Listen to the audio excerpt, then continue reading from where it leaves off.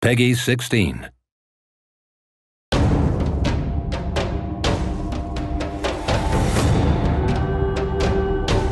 You encountered a lot of pirates in the prequel Risen, as well as in other games that we have developed, and that fitted pretty well with the dialogue style of the games and their quests, so we decided to turn it into a complete game. Previously, we tried to establish as many facets as possible with an equal standing. This time, however, we focused very much on the pirate setting, not least because you are left with almost no choice but to join the pirates.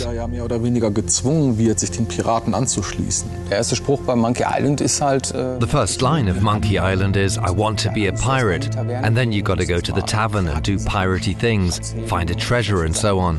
And these are of course things our players get to do as well.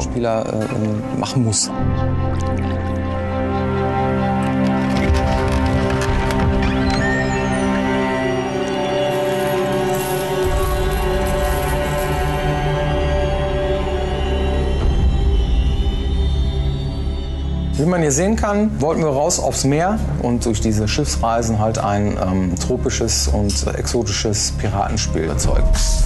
Hier haben wir die Startlocation. Hier lernt man das Spiel kennen in einem Tutorial. Du kannst dann am Anfang ein paar Monster plätten am Strand oder so, in der letzten Bastion der Menschheit.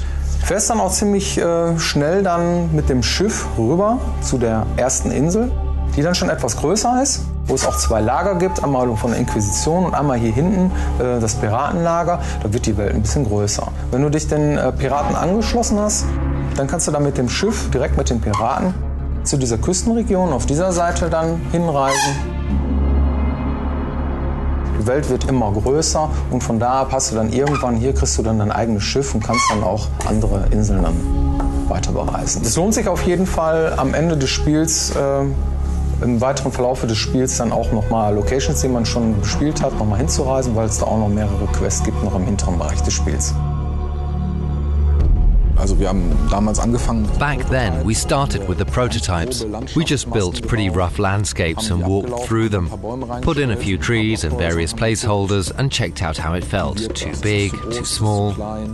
After that, the prototypes went into production and that's when the game began to take on a life of its own. Teilweise von alleine zu wachsen.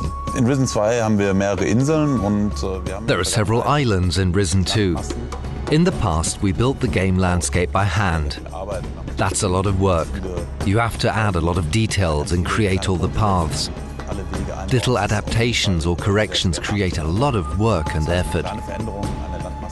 Therefore, we decided to implement a terrain engine, which is a first in the history of Piranha Bytes.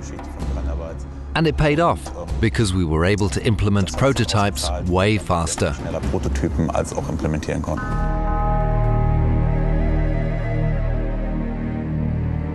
Beim Projektanfang von Risen 2 ging es erstmal darum, ein Setting zu erschaffen. Also wir mussten uns überlegen, was soll es überhaupt werden. Wir wollten halt dieses Regenwälder-Setting haben, karibisches Setting. Im Dschungel ist es eigentlich ziemlich dunkel. Ja, im Dschungel gibt es viel Schattenwurf. Es gibt unterschiedliche Baumhöhen und es gibt viel Bodenvegetation.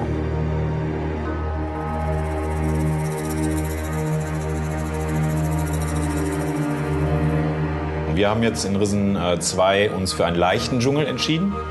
Ja, also weniger dicke, große Bäume, sondern eher dünne, kleine und davon ganz viele.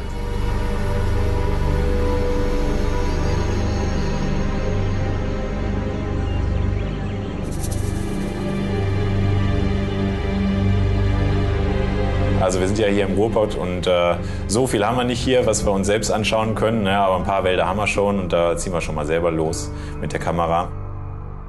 Die Wälder sind teilweise urig hier, das soll man gar nicht meinen.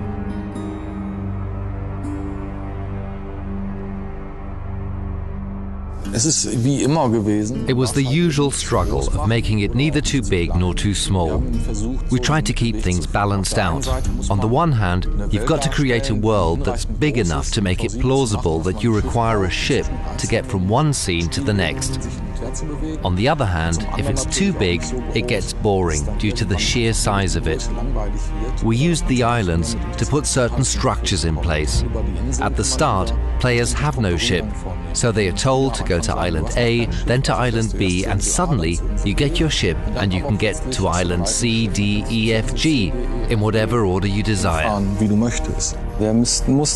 We had to think about how to give each island its own unique character, so that every time you set foot on a new shore, you'll find yourself in the same situation, washed up onto an unknown island as in Risen 1. The settings and plots are set up correspondingly.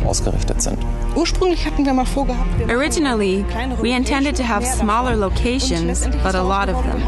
What we've got in the end are a lot of big locations and a lot more fun exploring them. We are not able to build a camp that consists of only 5 interacting characters. There's got to be at least 20 of them, and of course each of them has at least one quest for you. As a result, the game has grown. It really became a huge world.